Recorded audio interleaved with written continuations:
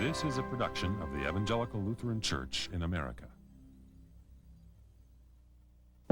We were trying to survive. We were trying to find a way out of this situation that Emmanuel found itself in. You think he's going to send you to some metropolitan area. Sends you back to Saginaw. Sometimes I want to walk away from this church and say to hell with you, because you're only playing with the lives of people.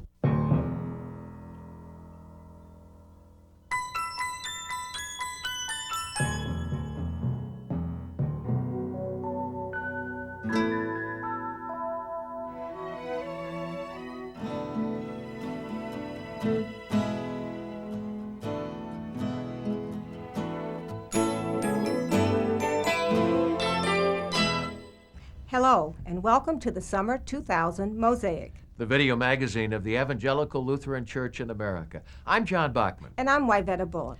In this issue, we'll bring you the story of a Hispanic congregation in New Orleans that disbanded despite good intentions on the part of the Anglo congregation which housed them. We'll also go to Saginaw, Michigan, where two congregations, one white and the other black, are reaching out to their African American neighbors. And finally, we'll ask the tough question. What became of the ELCA's vision for a church that includes 10% people of color or whose primary language is other than English? We'll talk with ELCA leadership and experts from around the country. Worship inside the white frame church building at 15 North Broad Street in New Orleans is different these days. The building is home to the True Gospel of Jesus Christ Church, an independent, non-denominational congregation. This used to be Emmanuel Lutheran, one of the oldest congregations in the city. True Gospel purchased the property in 1996. When Emmanuel Lutheran voted to disband, they gave the property to another Lutheran church, Grace, who then sold it to True Gospel. On paper, this is a story of real estate changing hands. But a close look at Emmanuel Lutheran's decline and their efforts to keep the doors open by starting a Hispanic outreach ministry reveals clues as to why the ELCA hasn't made its membership goal of a church that includes 10% people of color or whose primary language is other than English. Emmanuel Lutheran's founders were German. Many saw Union troops occupy the city during the Civil War. Stained glass windows in the sanctuary bear tribute to sons and daughters of immigrants who helped settle this part of the Deep South. But the neighborhood around Emmanuel changed.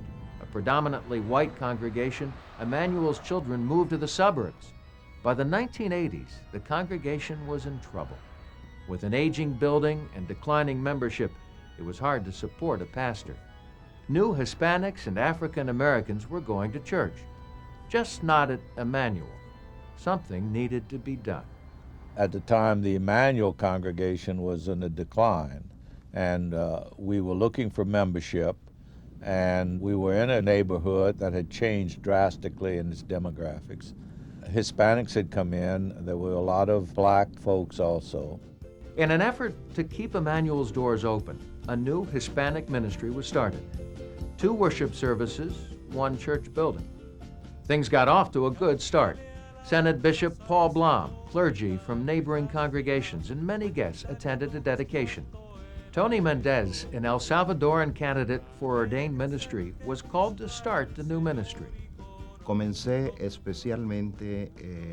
The mission started to grow with people coming from different areas: Mexico, Puerto Rico, Cuba, and Central and South America. Since we were going to organize it as a congregation, we decided to rename it and call it Holy Trinity. Despite a promising beginning, seeds of misunderstanding that ultimately would lead to trouble were sown early. I think that Emmanuel's understanding is that they would provide a place for them to do worship and hymnals and Sunday school material and that kind of material. So it was pretty much older people that did not, I guess they did not feel that much comfortable with Hispanics in the church. I mean, they were not bad or mean or anything. They was just, they did not want to relate to us. It was like, they're there, but it was not that much communication between us. Most of them didn't speak English, or they spoke Spanish around the church. Even the minister was hard to talk with him. Their services would go on for about hour and a half, 2 hours. With the Hispanic ministry, there was never any serious attempt that I know of to integrate. As it's been mentioned before, they were here as a separate mission, and they never really made any serious attempt to learn English, and we were reluctant to learn any great amount of Spanish in order to communicate with them, because it seemed to us that if you're going to survive in a country where everybody speaks English, you have to learn to speak English too.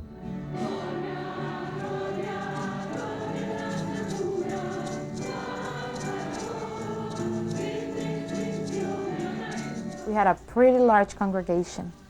There were about 300 members, and every service was about maybe 90 to 125 people every Sunday. And the thing is, it was a lot of people from the same community. I'm not really sure that they were having Lutheran services there. We were really startled the first year they had confirmation to see that the kids were carried in their missals and their prayer beads. As Holy Trinity and their Hispanic members continued to grow, Emmanuel and its Anglo members continued to decline. Responsible for mounting utility bills and an aging building, Emmanuel's members felt they were in a corner. Our utility bills and all were going up, and there was supposed to be some financial help, and it was the Hispanic ministry was supposed to give us some help, and the church was, and nothing was coming in, and the kids would come after school, which was great. They were congregating together, but they had the air conditioning on in a gym till 10:30 at night, and every Sunday they would cook, and they would all spend the day there, and of course it all ran our utility bills up, and we were getting deeper and deeper in, but I mean, the people were nice, but it just wasn't helping us to keep the church going. Rather than pass the building on to Holy Trinity and its Hispanic members, Emmanuel's leadership deeded the property to Grace Lutheran, a mostly white church several miles away. Emmanuel came to us and said that they proposed that we join with them in a merger, which was a 5-year plan. This was something that was not initiated on our part, but was their decision. Emmanuel was to remain open as a preaching point for 5 years. Holy Trinity would continue to worship in Emmanuel's building during that time. After 5 years, the property would revert to Grace. One day, the president from Grace Lutheran Church told me, "Tony, you need to take everything out of this church because we have sold this church." It was not abrupt like that. We had a number of meetings with the Hispanic congregation to inform them of what the process was going to be. They knew that there was a 5-year period and that there were a number of options that they needed to look at. They gave the building away to Grace Lutheran Church because they thought that Hispanics that were going to church were not able to keep up with the building. While accounts differ as to what actually happened, what is known is that Grace Lutheran, after supporting Holy Trinity's ministry rent-free for 5 years, sold the property to True Gospel of Jesus Christ Church.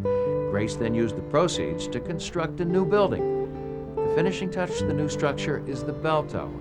The bell inside once called the faithful to worship at Emmanuel. Like their bell, Emmanuel's remnants are now at Grace. Holy Trinity eventually disbanded. We trusted Grace that they would see that we were moving toward hoping to become a multicultural church, and that through that they would do the right thing themselves.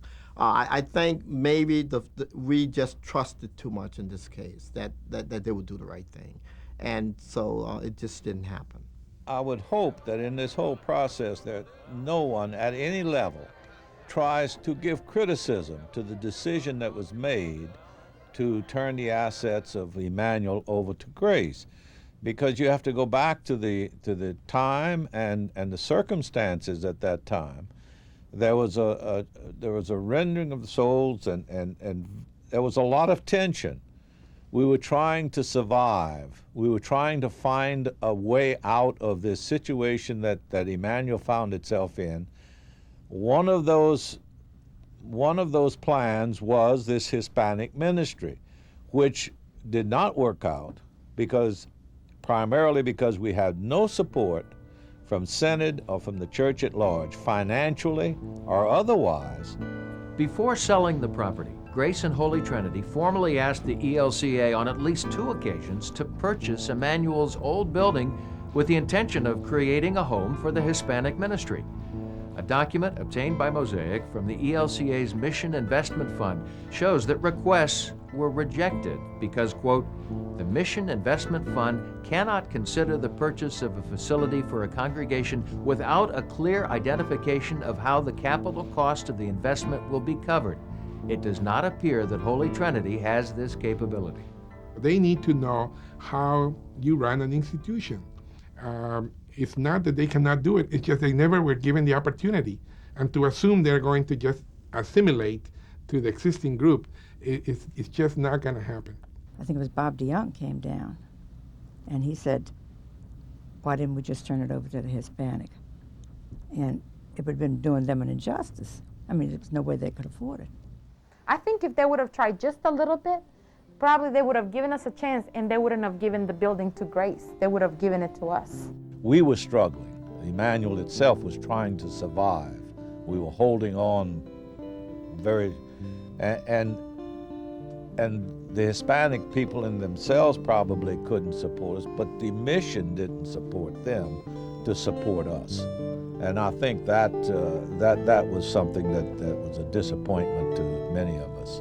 We have a one-track mind. We are 98% white, and we do that well. And so even unconsciously, in our outreach, we're reaching out more to those we know, those who are like the ELCA.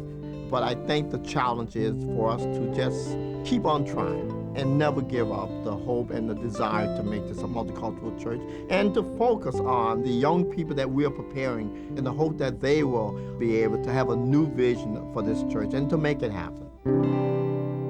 Well, Iveta, this story is certainly not unique to New Orleans. What happened here has happened across the ELCA. And we have to be careful about pointing fingers because all levels of the church, local, synodical, and church-wide, could have done more. A key to making the ELCA's multicultural mission strategy a reality is developing ethnic-specific leaders. Saginaw, Michigan is a working-class industrial town 100 miles north of Detroit.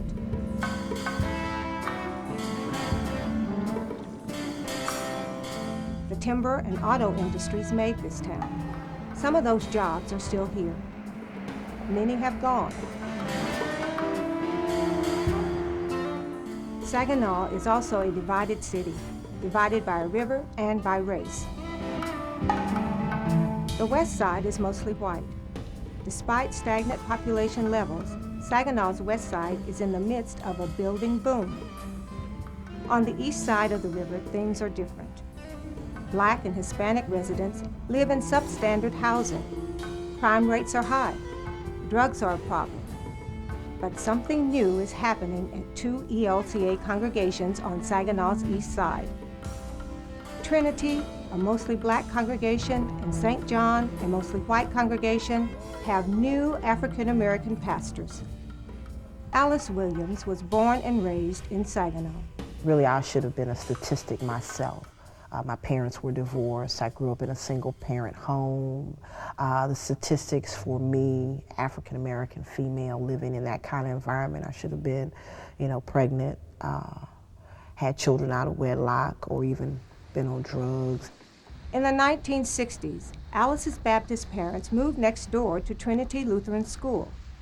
Following an invitation from the principal, Alice enrolled as one of the school's only black students. When you'd go home, most of your friends or your classmates, they went their way and I went home. This brush with the Lutheran Church was to have a profound impact on Alice later in life. When I left here, I never wanted to return because I didn't see a lot of opportunities for African Americans. I kind of saw us pigeonholed. Alice left Saginaw, was married, and later ordained as an American Baptist pastor. Although she moved to Oklahoma and began a life in parish ministry, Alice never forgot Saginaw. The more we would look at the news, the more we would see the things that were going on in our community, there was a real heart cry for ministry. It says, who wants to do ministry where we grew up? Who wants to do ministry to where people are hurting? And so you get this yearning in your heart to do ministry, and you say, Lord, I want to go back and minister to my people. I want to go back to minister to people who have no hope.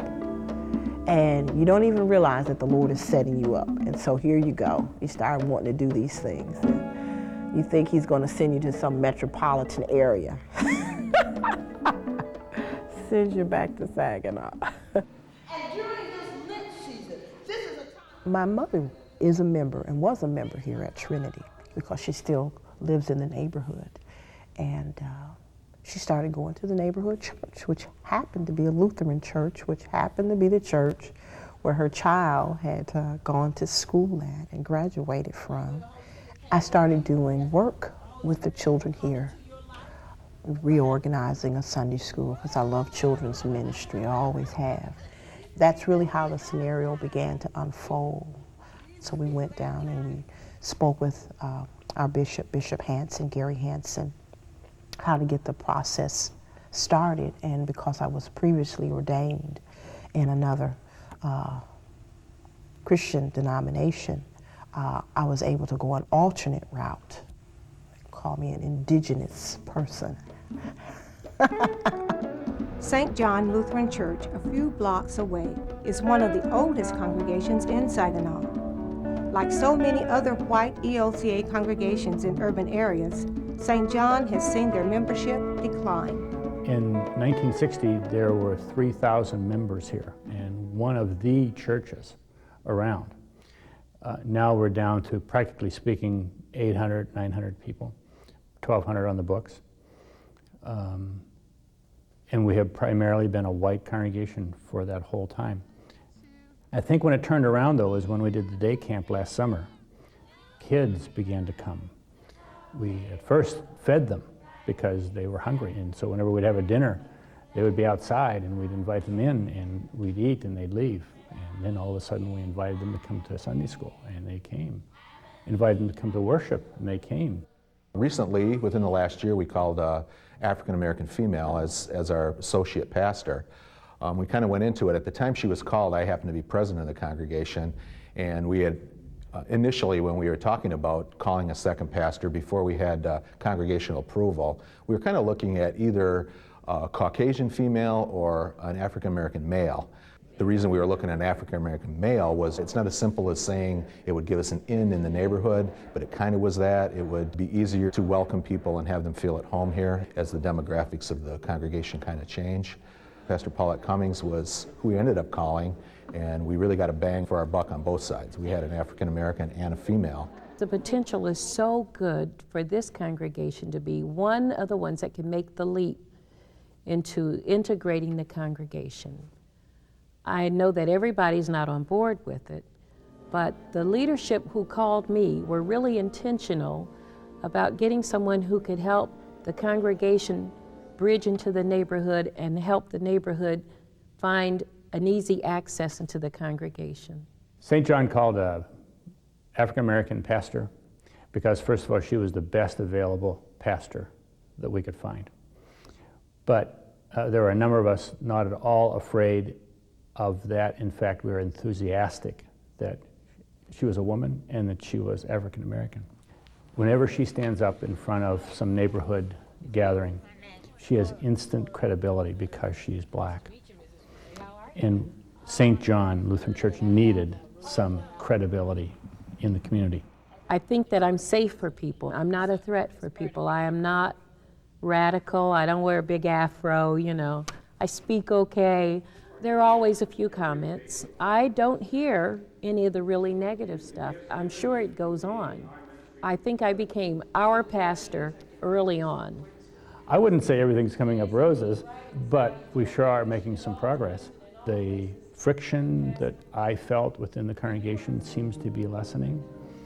You know how some of the older people need hearing aids, and so they talk a little louder, so they think they're just talking to the person next to them, but people in 2 or 3 pews can hear them.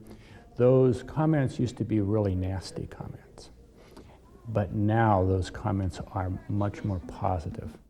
While it is clear that both Alice and Paulette face considerable challenges in their ministry, as leaders, both are in a position to do something about it. We have not committed the kind of resources that are necessary to build strong, holistic ministries in our city. We come in with minimum resources, minimum leadership, minimum staff, and we expect, like the Pied Piper, black folks simply to come and follow. That's simply not going to happen. The way to begin to really address this is to not only identify leadership for these congregations within our largest cities, but be willing to load it up top heavy with resources, support staff, and give it our very best. I think this church could be the ones that work really hard and establish the kingdom of God as a reality for all people. I think for us to even try to do less would be to diminish our belief in God and to take away the power that God has. God has ordained that all people come to God freely, openly, equally, and the Lutheran Church can make that happen. Let's pray first.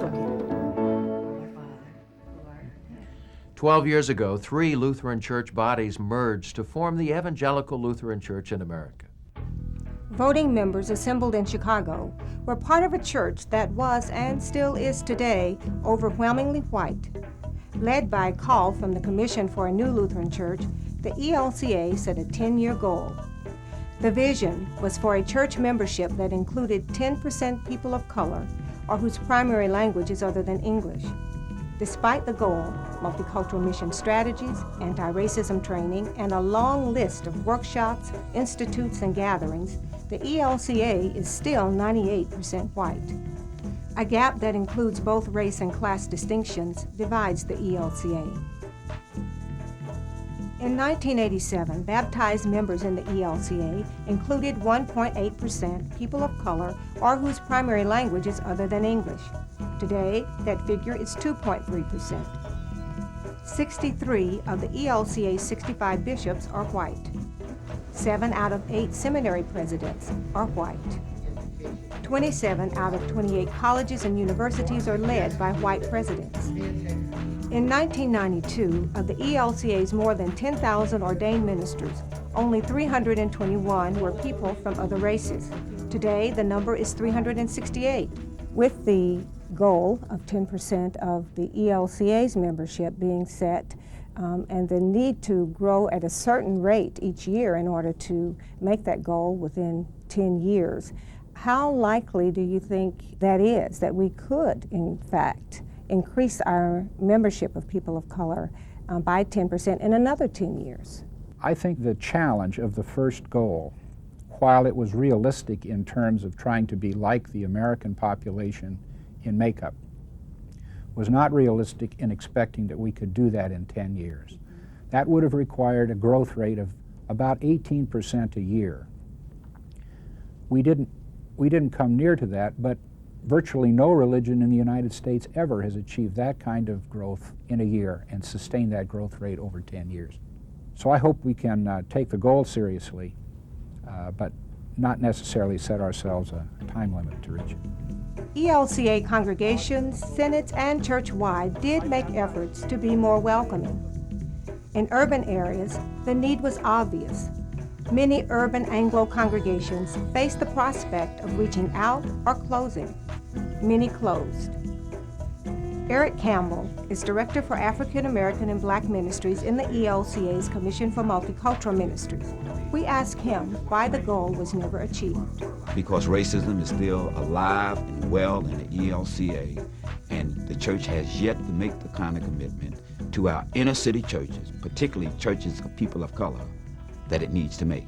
There is a responsibility that all of us Christians have, particularly whites within this church, since they are dominant.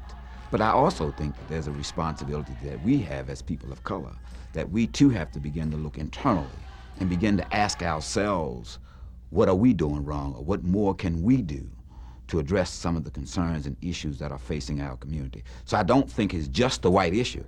For Ruben Duran, Executive for Congregational Outreach Services in the Division for Outreach, a new mindset is the answer. I think we need to die to ourselves and be willing to let the Spirit guide us. And we got to stop doing the things the same way, expecting different results. There are many situations in urban areas, especially where we have dwindling Anglo community. And these are people who sacrifice a lot for their church. They build brick by brick, and they were baptized, married, and they expect to die there and have their funeral there. And we need to honor them, because we would not be here if it were not for these wonderful people. But they have ways of operating that are different than the way people are used to in the community, which is now changing rapidly. And so we gotta find a bridge between them. Many churches look like a donut, and we call them donut churches, where the culture inside is different than the culture outside. And therefore, the culture inside is shrinking because it has no communication with the culture outside. Therefore, the middle circle is getting smaller and smaller and smaller, and therefore, very soon the issue is going to be, we cannot have a full-time pastor. If the boiler breaks, we're done. What are we going to do about it? And then let's call somebody and see if they can give us some funding so that we can reach out to the community. That's not going to work because there's no change from within. In the 1960s, Martin Luther King Jr. said that Sunday morning is the most segregated hour in America. This phenomenon is still true today. Why do Lutherans, and most Christians for that matter, tend to group the way they do? Dr. Eleanor Roth is professor of sociology at Wagner College, one of the 28 ELCA colleges and universities. If you look at the birth rates and the migration rates of peoples to the United States, you will see that the Scandinavian and German populations are aging out, and the migration and birth rates of people of color are much higher. I think as long as you are incorporating these groups in the congregations at this point, it's going to be a natural and inevitable, because the whole United States is changing and it's becoming more and more a people of color. Fred Rajan, director of the ELCA's Commission for Multicultural Ministries, agrees with Roth. Faith is something very intimate and personal to each and every one of us. And we like to congregate with our own people who we are comfortable with, either culturally or otherwise. I believe that in order for ELCA to grow multicultural, it has to do that in several ways. We need to strengthen ethnic-specific ministries.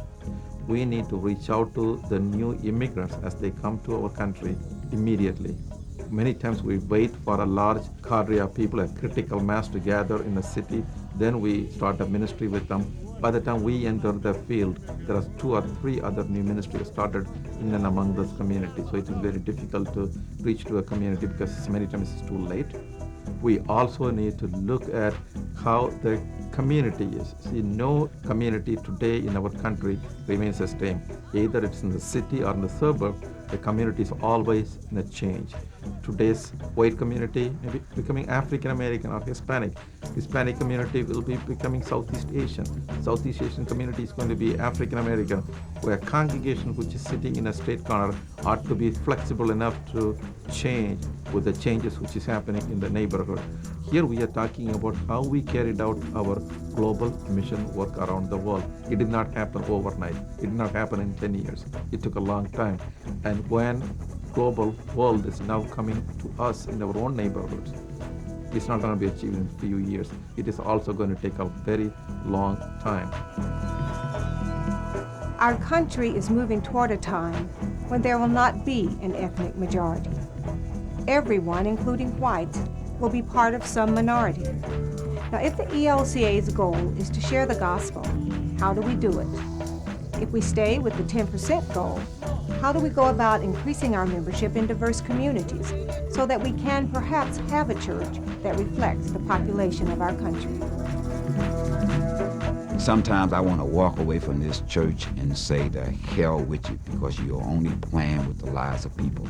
But if we believe in our heart that God has called us to a certain place, And if we understand what it means to carry the cross of Jesus Christ, how we are called to live sacrificial lives for the sake of the common good, because we know that there's a more glorious day down the road.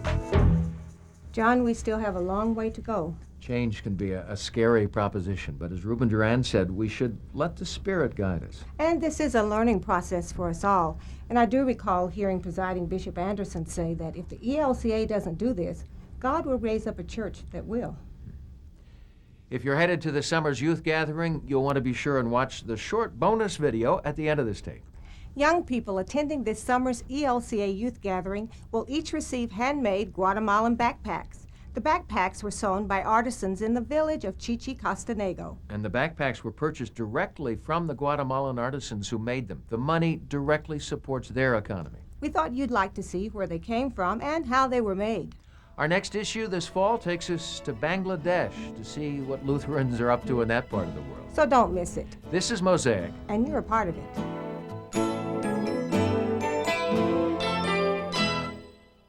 Funding for this program was made possible through a grant from Aid Association for Lutherans. Backpacks distributed at this year's youth gathering came from Guatemala. They were made by indigenous people, Indians some would say, whose only income is derived from textile production, all done in time-honored ways. The result is both strong and rich in design. At an elevation of over 1.5 miles, these families are quite far from any city. Some own their own land. Others rent their homes. Located mostly in scattered farm sites and hamlets around the regional town of Chichicastenango, the people come twice a week to an exotic-looking market to buy food and sell their wares. Despite nearly 500 years since the Spanish conquest, most families still do not speak Spanish within their own households. Against a backdrop of traditional marimba music, we meet Maria, who works with her 5 children ages 15 and older. Together, they have made enough money to consider buying some land to farm corn. Besides food, land provides the only sense of security available for most villages. The contract from the ELCA has provided a guaranteed income for many for the past year. Otherwise, the families would make items merely on the chance that tourists might buy them at the market. Roberto has 4 children. His wife cares for the household, while he and his cousins operate sewing machines under an open-air porch. He's proud of the corn he grows. Although Roberto can speak Spanish, his wife is bashful because she only speaks Quiche. His income ensures that his children can afford the books and fees at the nearby government rural school. Also, his children will not have to drop out just to produce a few more items that might be sold to help out. He recently bought a cow for a dependable supply of milk. Irma is 70 years old. With the craft income of her extended family, they can afford to participate in a government water project. It seems primitive, but the faucet is far more convenient and more sanitary than carrying 1 jug at a time from the local wells. So everyone's life sees improvement, 1 step at a time, bag by bag.